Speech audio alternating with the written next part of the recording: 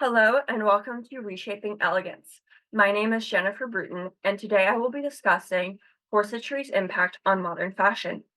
To understand this garment, let's dive into its history.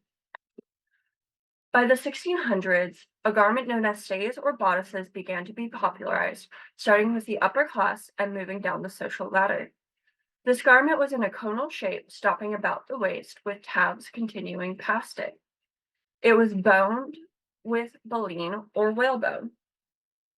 Its spiral laced up the center front. By the 1700s, stays were an integral part of European women's undergarments. The conal shape continued, and the spiral lacing moved to center back, and in the place in the center front was a busk made of bone or wood.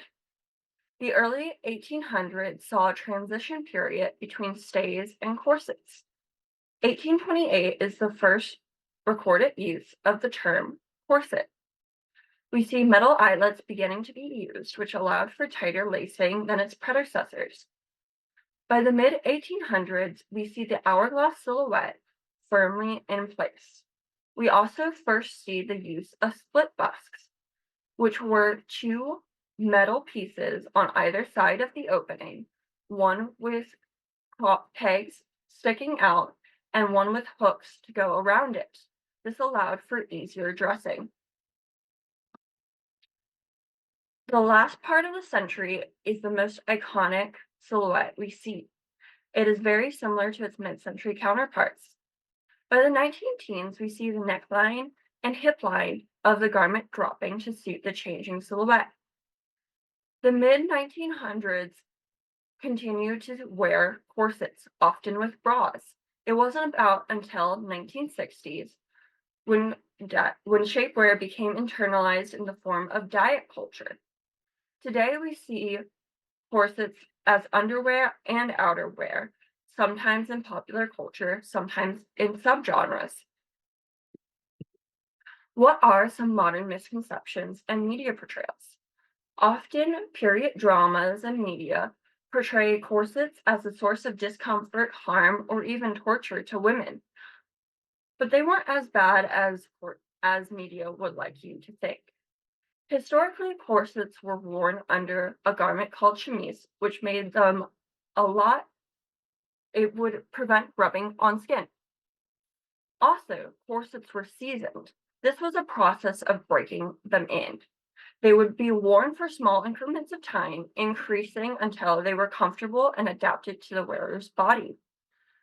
What we see in media is often known as tight lacing. This was a practice done by social elites. It is kind of like the heeled stilettos of today versus the sneakers, the fashion versus the practical.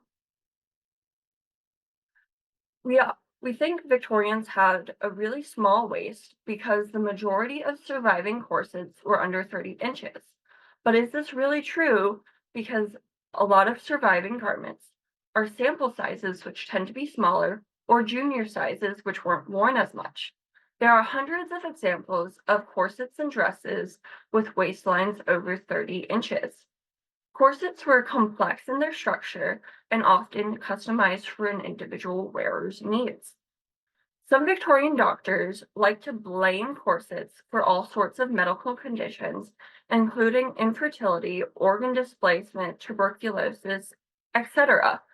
But there's very much a lack of conclusive evidence, both historic and modern, to back up these claims.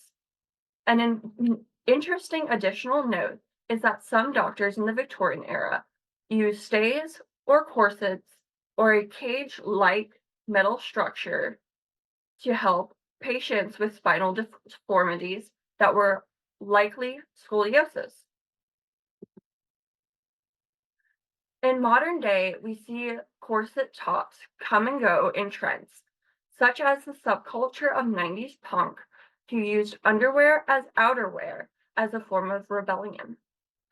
These come in and out of style with different subcultures, influencers, celebrities, and period dramas such as Bridgerton, which helped increase a rise in corset top sales. Other factors are global events such as the COVID-19 crisis. This led to a desire for simpler life and aesthetics such as cottagecore. In 2023, according to WGSN, corset volumes increased in store by 10.2 points. In the US, Pinterest searches for hashtag corset increased by 80% in that year, and Google searches increased by 70%. In the local mall, Crabtree Valley Mall, I counted around 110 tops and dresses that could be used casually for everyday wear using construction techniques or silhouettes of corsets, and about 40 formal wear. My modern reinterpretation of the corset process consisted of research, sketching, gathering of materials, further research on the specific construction techniques I wanted to use, pattern making, a mock-up, dyeing, and construction. I chose to stop the bottom of the garment around the waist, such as 17th century stays. I used a Victorian corseting technique, and I used a modern cupping technique.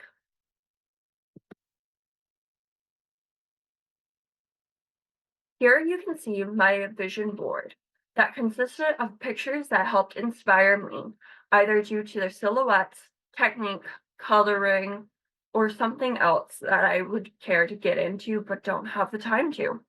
I also experimented with a little bit of surface design techniques on this garment. To begin with the actual making of the garment, I started with pattern making using a method called draping.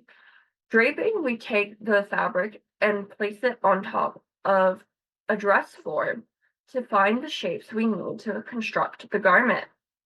Next, you can see me experimenting with cording, practicing the Victorian technique and learning as I go.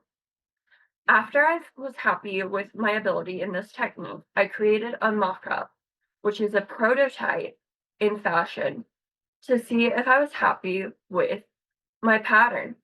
Once I was satisfied with this, I dyed my material or my fabric the colors that you see on your screen.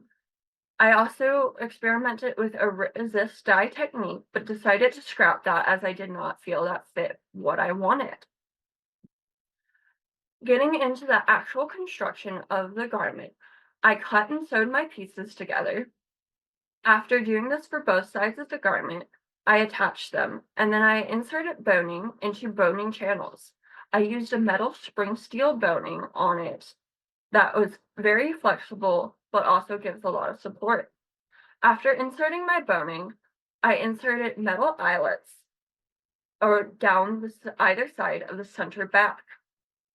And here you can see my final garment. I am happy with the results of this and my interpretation of some modern day corsetry. Here I have some of the sources that you can see that I used in the making of this presentation. Thank you for your time, and I hope you have a wonderful day.